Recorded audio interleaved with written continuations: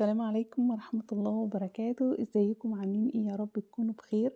ايه رأيكم في التورتة القمر دي كانت تورتة بمناسبة قراية فاتحة. عملتها نصين من جوه، نص شوكولاتة ونص فانيليا. هنعملها مع بعض وكانت مقاس 20. هقول لكم على كمية السبونج اللي انا اخدتها. انا اخدت في كل كيك اخدت 400 جرام علشان اطلع 4 طبقات او 5 طبقات مناسبين سمكهم كويس، علشان محتاجش ان انا الكيكة تكون ماسكة نفسها، ما تبقاش هشة يعني، رفيعة في الطبقات. انا كنت محتاجة طبقات عشان هتتحط الاتنين على بعض، فكنت محتاجة طبقات تخينة علشان تكون متماسكة. فهعمل كل كيكة هعملها 4 طبقات. هي ممكن لو انا صغرت حجم التقطيع ممكن تعمل بال5 طبقات معانا. اول طبقة طبعا بنحط بورد غير البورد اللي احنا هنحط عليه الكيكة الاصلي، يعني اللي هو بيحط عليه الاسم والحاجات دي. هو البورد اللي انا مستعملته هنا، ودي كانت 20 وانا استعملت بورد 22 علشان ادي مساحة لنفسي ان انا احط الكريمة براحتي واغلف براحتي تماما، وعلشان ما يبقاش في اي نوع من انواع الخطأ ما انا بمسكها بحطها، فاضمن ان انتي تحطي يعني البورد الاكبر شوية. تمام. انا هنا استعملت كريمة، بستعمل كريمة المتحدة ريتش. هي دلوقتي طبعا غلت في السوق جدا. اسعار متفاوتة، بتبدأ من 350 وصلت كمان 420 في بعض المناطق. وطبعا هنا الكريمة هنا حلاوة كريمة ريتشي ان هي صحيح هي غالية، ولكن حلوة جدا في الشغل. اولا بتستحمل درجات حرارة لو ثابت في التلاجة. طبعا احنا في الشتاء يعني، بس برضو انا بكلمكم على الصيف. لو ثابت بره بتستحمل درجات الحرارة. بتستحمل ان انا مثلا ربع كيلو اضربه 600 في 600 جرام بدل من 500 جرام، ممكن تستحمل كده، وجميلة جدا جدا وما بتعملش فقاقيع هوا، وسلسة في التزويق. فصحيح غالية، ولكن انتي بتقدري تشتغلي بيها وانتي مستريحة. طيب انا عملت هنا طبقات الشوكولاتة، وهعمل هنا طبقات الفانيليا. فحطيت معلقتين من صوص الفراولة، انا عاملاه في البيت بستخدمه. آم، يعني مش بجيبه جاهز. انا هنا مش عايزة اعمل الكيك لون ابيض، انا عايزة اخليه لون اوف وايت. فاستعملت اللون في درجة اسمها ايفوري من ماجيك. كل الالوان موجودة، اللي هي درجة لون الجسم اللي انتي نحطيها على عجينة الجسم فتدينا درجة لون البشرة يعني.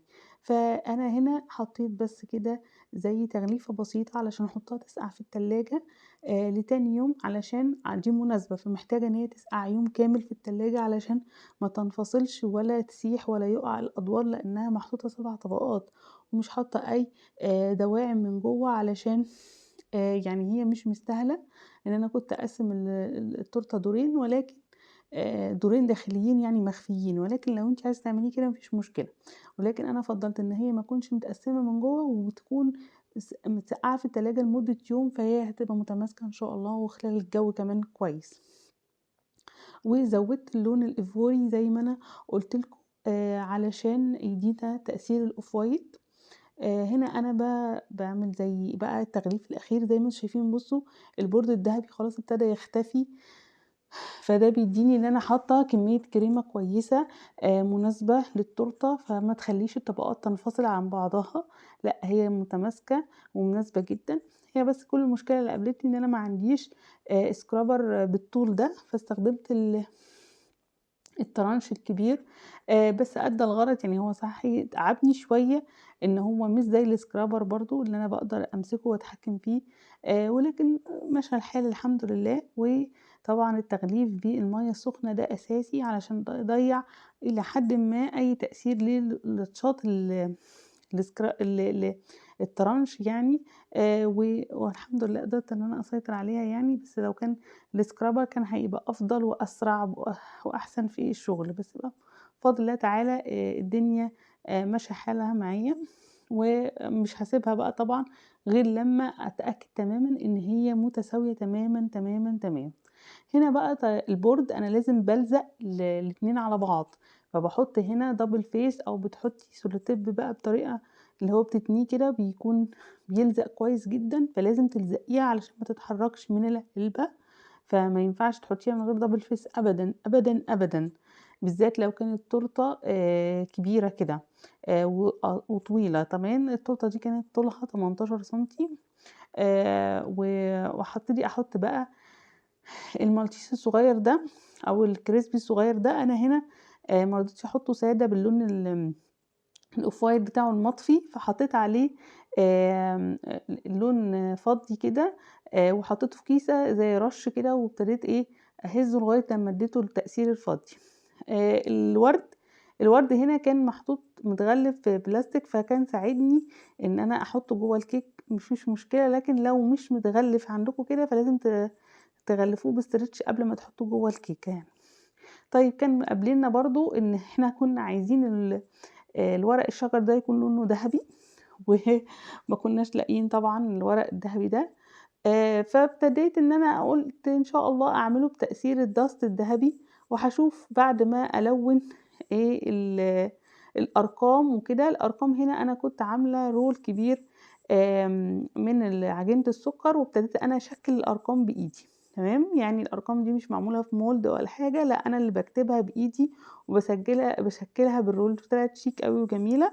أمّا الاسم فكان معمول في mold، قصدي قطّاعات عادية مش mold، لأ قطّاعات عادية، لوّنتها باللون الدهبي زي ما أنتم هتشوفوا، وابتديت برضه إن أنا يعني اللون الدهبي ينطّقها يعني بصراحة، وابتديت إن أنا بقى أدّيها تأثير كده على ورق الشجرة هتشوفوه. قُلت أنا هاستخدم الدست وزي ما تيجي إن شاء الله هيطلع كويس. فوجئت بقى إن أنا ممكن إن فعلًا الورق اللي هو القماش بتاع ورق الشجر ده ابتدى إن هو فعلًا يستجيب معايا وياخد لون الدهبي الدست، وكان مناسب أوي زي ما أنتم شايفين. بُصّوا أنا فوجئت بالنتيجة، أنا قُلت هاعمل خطوتين كده لو لقيت الدنيا تمام ماشي، لقيت الدنيا تمام رُحت مكمّلة كل الورق، وفعلًا كان حلو جدًا. التوبر طبعًا عشان ما تحطّوهوش جوّه الكيك كده، أنا حاطاه في شاليمو ودخّلته جوّه الكيك علشان أولًا ما يتهزّش، لإن هي برضه قعدته صغيّرة، وثانيًا علشان ما يبقاش ملامس للكيك آمم مش ظريف يعني، فالأفضل إن أنتِ تحطيه في شاليمو كده وتدخّليه. كده الكيكة خلصت بأبسط طريقة، كانت حلوة أوي، أوي، أوي، وكانت بجد سهلة وعملت شغل جامد. الورد ده ورد صناعي ما حبيتش إن أنا أستخدم الطبيعي. أولًا الطبيعي مشاكله كتير لإنه بيدبل ومحتاج تجيبيه فريش على طول، يعني محتاج عناية بيه، لكن الورد البلاستيك ده أنتِ ممكن بعد كده تستخدميه بقى وكده وتكوني مبسوطة بيه.